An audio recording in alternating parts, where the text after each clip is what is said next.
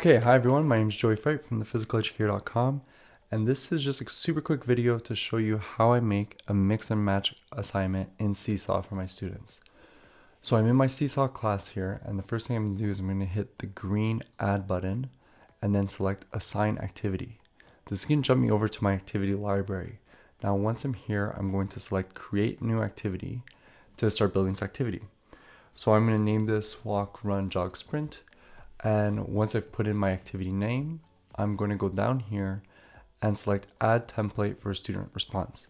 Now, if you're jumping here from the blog post that I wrote, you'll know that I created this activity template in Keynote, exported as a PDF, and then re-exported that as a PNG so that I could use it here.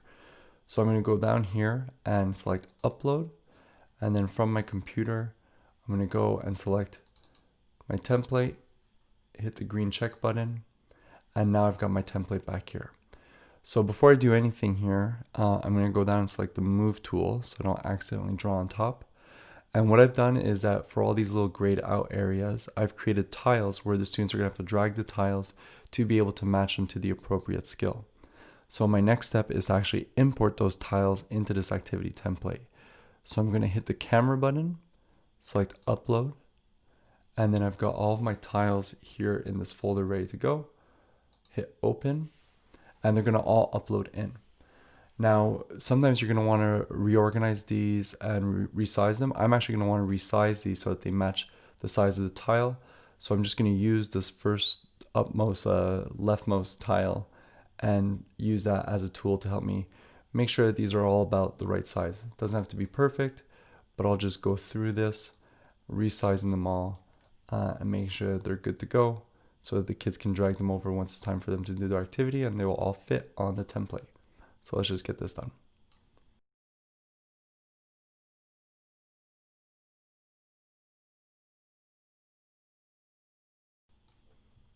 Okay, so all the tiles have been resized, and one last thing I might do is I might just select a few ones and just rearrange the order so that they're really mixed up. So to do that, I select one, I hit the little ellipsis, I click order, and then I'll do bring to front. And I'll just do that for a bunch of random tiles.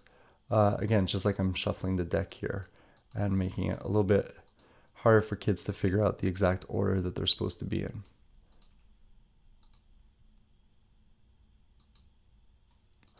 And there we go. That's all I'm going to do. I'm actually going to leave all the tiles mixed up over here. I'm not going to sort them because if I do, when the students open the activity, the tiles will already be sorted. I want them to be mixed up. So this is exactly how I want to leave everything set up. So I'm going to go over here and hit the green check button. All right, so my template is attached. It's good to go. Now what's left is for me to type in some instructions. Now, one thing I really like to do when I'm typing in instructions in Seesaw is to use Seesaw's text shortcodes. What the shortcodes do is that when the students go to, when they go to look at their assignment, once you publish this, instead of it showing you that text shortcode, it's actually going to show you the icon that is the exact same icon that the student should be looking for in Seesaw. It just makes your instructions a lot more visual and a lot easier for students to kind of follow and understand. So let me just type in my my instructions here, and when we publish later on, you'll be able to see what I mean about those shortcodes working the way that we want them to work. Okay, so I've typed up my text instructions. You can see the little shortcodes, and remember, we'll see what those look like once we publish the activity. But I actually create some video instructions for this. I really like attaching video instructions to my assignments. It's definitely not necessary as all the instructions are already there in the text, but it does give me one last chance to make sure that the kids have everything they need to confidently go about their work. Also, it gives me a chance to make them laugh, let them see my very maskless face and and hear my unmuffled voice, which is rare in 2020. I'm very much so over this pandemic, but we do what we can and we find the wins where we can get them. So to do this, I'm going to go over to Add Multimedia Instructions or Example. Click that. I'm going to click on Link. And here what I need is a link to my video. So I actually have my video uploaded here in YouTube. So I'm just going to copy the URL of this video. I think if I go share here even, I can just go copy there. Right? And then when I jump back, if I hit paste, hit the green check mark. It's going to upload and give me a little preview. This is just a YouTube thumbnail. And then I'll hit the green check mark up here to actually attach it to the assignment. So now my assignment's all good to go. All right, I've got all the steps completed. I'm going to hit save to add it to my activity library. And once I have it here in my activity library, so if I jump over to my library, you'll see it here. Okay, it's here twice because I've already made it. But I'm ready to assign it to my students. So to do this, I'll hit the assign button. I'm going to go over to the class that I want to assign it to. Again, I'm using my test class here. But I don't like hitting the check here. I prefer to hit the hyperlink that's right here because I'm going to do this by hand. So first of all, for students, I'm going to select all students in test physical education, so they're all selected. And then I'm going to go over to folders. Now, I use Seesaw. I've created my own physical education class for Seesaw. So the students at school have multiple Seesaw classes. For example, they'll have their homeroom class, and then now they'll have their phys ed class with me. So the way I like to use folders is I'll create folders for the units that we see in the year so that later on when I go into that folder, I can see all the evidence I've gathered for the learning outcomes of that unit. Now, not all schools are set up this way. Not all teachers are set up this way. For example, my colleagues at work who are specialists, they're actually just part of the homeroom Seesaw class. And the way that they use folders is, let's say for music and art and science, they have a folder within the homeroom class.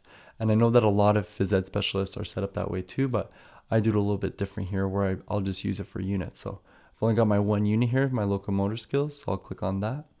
Then I'm gonna jump over to skills. And for this one, I have all of the K-2 Shape America grade level outcomes put into Seesaw, and I did that with my administrator. If you want to know how to do that, or if you want my spreadsheet for this, just hit me up on Twitter. So what I'm going to do is I'm going to select my skill so I know that it was a standard 1 skill. And if I'm not mistaken, it's expectation 2A, 2B. So I'm going to put these right down here. And once I have those skills selected, I'll hit the green check button and I'll hit assign to one class. And now my activity has been assigned. So if I go back to my class, I'll be able to see it in my stream. And the students will all get a notification that this has been attached to them, and they can start completing the work. So here I can even try it as a student. All right, if I want to try this, let's say under Ollie's name, when they open it up, this is what they'll see. So they can, already messed up here. Gotta check my move tool, and then they can start organizing this, trying to figure out where everything should be going. And just try and place everything so that they've sorted it all out properly so that they can show me that they understand how speed, level, and force all apply to these 4 different locomotor skills that we'll be exploring in class. And there you go. That's my Seesaw assignment. That's how I put it all together. I hope you enjoyed the video. Thanks so much for watching. If you got any questions, just leave me some comments either on this YouTube video or hit me up on Twitter or shoot me an email. Thanks so much for watching, and happy teaching.